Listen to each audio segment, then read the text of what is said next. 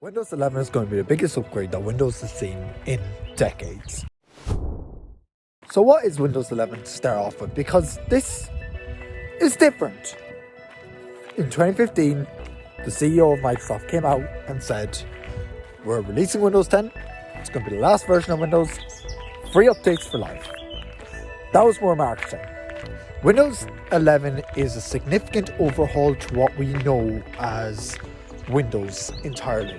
With more rounded corners, x86 emulation on ARM, the killing off of all of Windows 10X, and just in general making Windows seem more friendly and homely.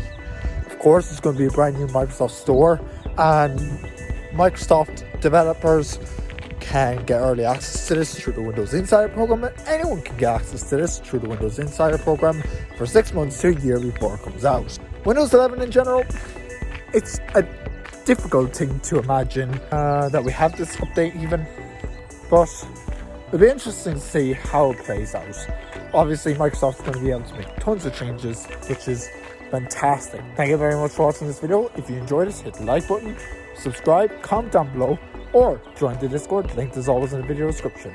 My name is Connor, and I'll catch you next time. Goodbye.